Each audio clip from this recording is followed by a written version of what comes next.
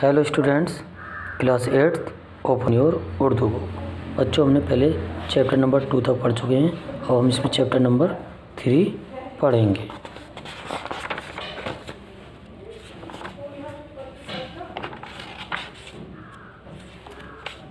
Three यानी chapter number 3 है कौमी परिंदा, नेशनल बर्ड। कौमी परिंदे के बारे में हम पढ़ेंगे। जो नेशनल बर्ड है, आप जानते हो नेशनल बर्ड क्या होता है? मोर, पीकॉक। ओके, इसके बारे में आज हम पढ़ेंगे। ऊपर देखो, ये कौन सा परिंदा है? इसके सर पर ताज देखो, कितना अच्छा मालूम होता है। इस ताज को कलिंग कहते हैं।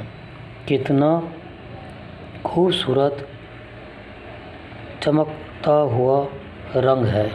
ये तो परिंदों का बादशाह लगता है। इसकी गर्दन और सीने पर चमकते हुए नीले गहरे पर हैं। इसकी लंबी सी दुम है। दुम के पैरों को देखो तो कैसे गोल गोल सुनहरे हरे और नीले निशान से सजे हुए, जैसे बहुत सी आँखें एक साथ तुमको देख रही हैं। अब तो तुम्हें मालूम हो गया होगा कि ये खूबसूरत परिंदा मोर है। मोर हमारा कौमी परिंदा है। सावन में जब चारों तरफ घटाएं छा जाती हैं तो मोर की सुहानी आवाज़ से सारा जंगल गूंज उठता है। काले काले बादल और बारिश देखकर मोर खुशी से नाच उठता है। ये नाच देखने के काबिल होता है। नाचते वक्त उसकी दुम उठकर पंखों की तरह फैल जाती है और परों से घुंघरुओं जैसी छन छन की धीमी आवाज़ सुनाई देती है। फैले हुए परों से खूबसूरत रंगीन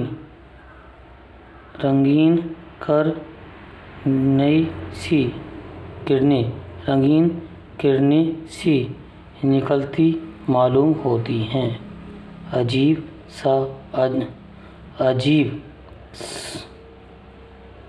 समा होता है, लेकिन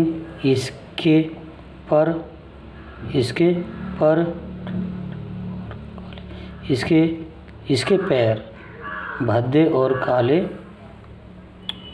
होते हैं, जो बहुत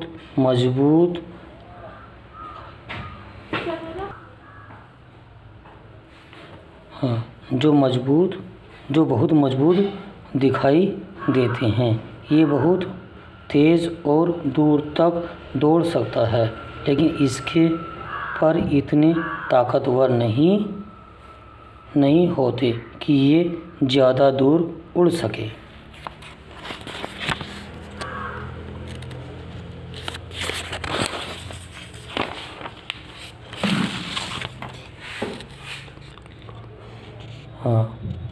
जंगल के परिंदों में मोर बहुत चालाक और अक्लमंद परिंदा है।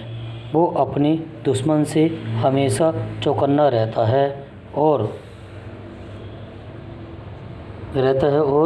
बचने के लिए परों और पैरों दोनों से काम लेता है। वो सांप का दुश्मन है। सांप को देखते ही पकड़कर निकल जाता है। उसका फन मजबूत पंजों से दबाए रहता है। पूरा सांप निकलने के बाद फन वैसे ही छोड़ देता है। मोर घरों में भी पाला जाता है। कहते हैं कि इसकी हड्डी घिसकर लगाने से सांप के काटे हुए के लिए बड़ा मुफीद है।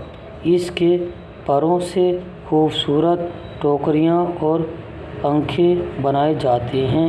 लोग सजावट के लिए भी इसके परों को अपने घरों में रखते हैं। माने हैं सावन यानी बरसात का एक महीना। गर्ज कहते हैं बादलों की आवाज़। चौकन्ना होशियार। समा कहते हैं रुत मौसम। अक्लमंद कहते हैं समझदार। मुफीद काम आने वाला, फ़ायदेमंद। फिर है हमारा सही जवाब के सामने सही का निशान लगाना है। इसके सर पर क्या होता है? ताज होता है। ये दूसरा नंबर है, ये सही है। फिर है मोर की आवाज़ से सारा जंगल गूंज उठता है। कैसी आवाज़ से? सुहानी आवाज़ से, तीसरे नंबर पर। ओके। फिर है जंगल के परिंदों में मोर बहुत चालाक और अक्लमंद होता है, तो अक्लमंद। ठीक है, ये नंबर है, इस पे सही का टिक लगाएंगे। दर्जा झील सवालात के जवाब लिखें। हमारे मुल्क का कौमी परिंदा कौन है? मोर। मोर के सर पर क्या होता है? ताज होता है। मोर के परों से कौन कौन सी चीज़ें बनाई जाती? टोकरियाँ, पंखे। क्या आपने मोर देखा है? मोर के बारे में 5 जुमले लिखे, 5 वाक्य लिखने हैं। मोर के जिस्म का कौन सा हिस्सा बदसूरत या भद्दा होता है? उसके पैर होते हैं। ठीक है, दर्जा झील जुमलों को मुकम्मल करना है। मोर परिंदा है। मोर अक्लमंद परिंदा है, ऐसे भी अक्लमंद भी कर सकते हैं। या मोर कौमी परिंदा है, ये लिख दो इसमें कौमी। इसके पैर भद्दे काले होते हैं। मोर बहुत चालाक और अक्लमंद होता है। वो सांप का दुश्मन है। मोर घरों में भी पाला जाता है। तो अपने चैप्टर में देखेंगे इसको और इसमें फील करेंगे। सही के सामने सही और गलत के सामने गलत का निशान लगाना है। मोर हमारा कौमी परिंदा है, सही का टिक लगा देंगे। मोर बहुत तेज़ और दूर तक नहीं दौड़ सकता, सही। नहीं, गलत, दौड़ सकता है, दूर तक दौड़ सकता है। काले काले बादल देखकर मोर खुशी से नाच उठता है, सही। ये गलत है, बाकी दोनों सही हैं।